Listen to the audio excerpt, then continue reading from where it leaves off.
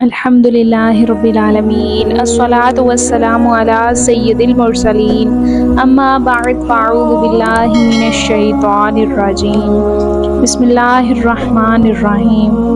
محترم سامعین کرام، آج ہم سورۃ المحمد پڑھنے کے فوائد کے بارے میں بات کریں گے، یعنی سورۃ محمد پڑھنے کے چند اہم فوائد کے بارے میں سنیں گے۔ سورۃ محمد کو سورۃ القتال بھی کہا جاتا ہے۔ قرآن مجید کی 27ویں سورت ہے، یہ مدنی سورہ ہے اور اس میں 38 آیات ہیں۔ اس میں ایمان والوں اور کافروں کے درمیان فرق، جہاد فی سبیل اللہ، منافقین کی حقیقت اور آخرت کے انجام کا ذکر ہے۔ سورۃ محمد گناہوں کی معافی کا ذریعہ۔ احادیث میں آتا ہے کہ سورۃ محمد پڑھنے والا شخص اپنے ایمان کو مضبوط کرتا ہے اور اللہ تعالیٰ اس کے گناہ معاف فرما دیتا ہے۔ ایمان کی حفاظت کے لیے یہ سورہ دل میں ایمان کو پختہ کرتی ہے اور انسان کو نفاق و کفر سے دور رکھتی ہے۔ سورۃ محمد پڑھنے والا مسلمان مشکلات میں ثابت قدم رہتا ہے اور اللہ کی راہ میں قربانی دینے کی توفیق پاتا ہے۔ مفسرین نے لکھا ہے کہ سورہ محمد پڑھنے والے کو اللہ قبر میں عذاب سے محفوظ فرماتے ہیں۔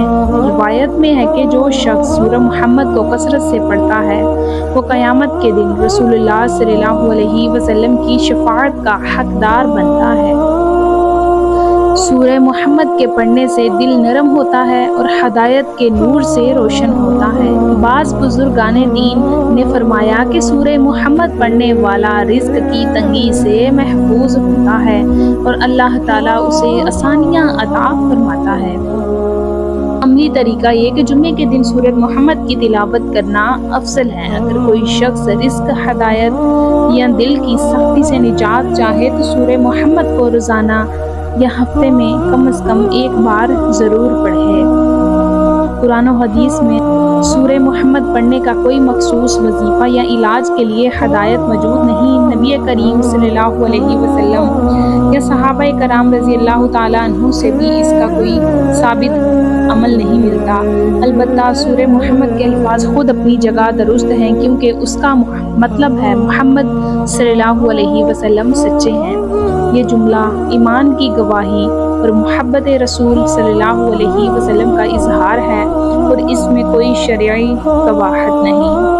اگر کوئی شخص عقیدت و محبت میں سورہ محمد کے الفاظ بار بار پڑھ کر اللہ سے شفا مانگے تو یہ دعا اور وسیلے کی ایک صورت ہو سکتی ہے، لیکن یہ بات یاد رہے کہ اسے لازمی علاج یا مجرب وظیفہ سمجھنا درست نہیں، کیونکہ شریعت میں اس کا کوئی خاص حکم نہیں آیا۔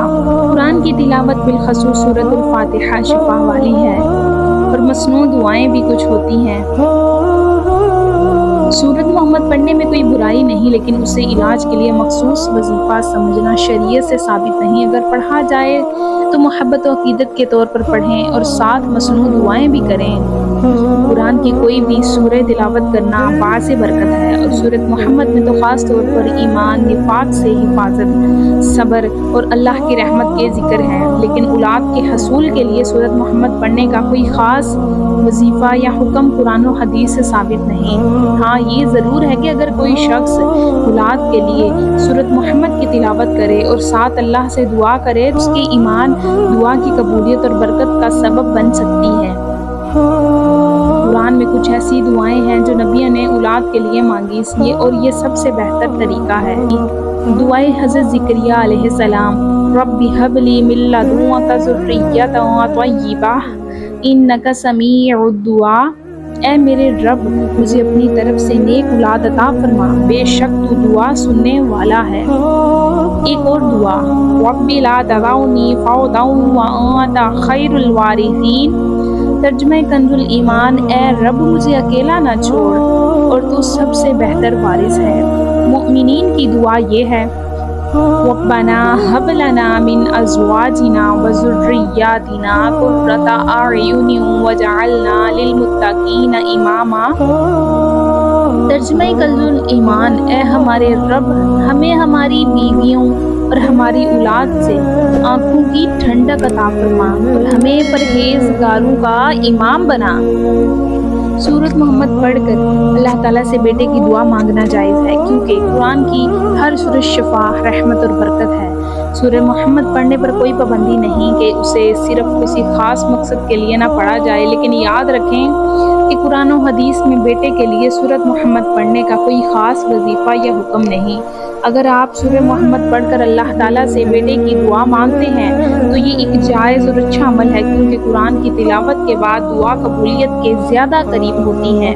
لیکن اگر کوئی یہ سمجھ لے کہ بیٹے کے لیے صرف یہی سورہ لازمی ہے تو یہ اعتقاد درست نہیں ہوگا، کیونکہ شریعت میں اس کی کوئی خاص دلیل موجود نہیں۔ سورۃ محمد پڑھ کر بیٹے کی دعا مانگنا بالکل جائز ہے۔ اصل مؤثر دعائیں وہی ہیں جو انبیاء کرام نے مانگی اور قرآن میں آئی ہیں۔ سورۃ محمد پڑھنے کے بعد یہ قرآنی دعائیں مانگنا سب سے بہتر اور سنت کے مطابق ہے۔ حاملہ عورت اور سورۃ محمد پڑھنے کے فوائد۔ قرآن پاک کی کوئی بھی سورہ حاملہ خاتون پڑھے تو وہ سراسر خیر، برکت اور سکون ہے، کیونکہ قرآن خود شفا اور رحمت ہے۔ البتہ سورۃ محمد کے متعلق کوئی خاص روایت نہیں ملتی کہ حمل کے دوران پڑھنے سے فلاں فائدہ ضرور ہوگا، لیکن عمومی طور پر اس کے یہ فوائد ہو سکتے ہیں: ایمان کی مضبوطی۔ سورۃ محمد ایمان و نفاق کے فرق کو واضح کرتی ہے اور اس کی تلاوت حاملہ کے دل کو نور اور یقین عطا کرتی ہے۔ حمل کے دوران پریشانی، خوف یا کمزوری عام ہے۔ سورۃ محمد کی تلاوت دل کو سکون دیتی ہے اور صبر و استقامت عطا کرتی ہے۔ قرآن کی تلاوت ماں اور بچے دونوں کے لیے باعث رحمت ہوتی ہے۔ روایتوں اور تجربات سے یہ بات سامنے آتی ہے کہ قرآن پڑھنے والی ماں کے بچے کے اخلاق، طبیعت پر اچھے اثرات مرتب ہوتے ہیں۔ سورۃ محمد میں جہاد، صبر اور اللہ کی مدد کا ذکر ہے۔ اس کی برکت سے اللہ گھریلو معاملات، رزق اور ضروریات میں آسانیاں فرماتا ہے۔ اس سورے کی تلاوت کرنے والی عورت کے لیے آخرت میں شفا اور مغفرت کی بشارت ہے۔ میں آپ کے لیے ایک روزانہ کا مکمل وظیفہ ترتیب سے آپ کو بتا دیتی ہوں، جو حاملہ خاتون کے لیے سکون، آسانی اور نیک اولاد کی دعا پر مشتمل ہوگا۔ یہ وظیفہ بالکل سادہ قرآنی مصنوع دعاؤں پر مشتمل ہے تاکہ آسانی سے روزانہ کیا جا سکے۔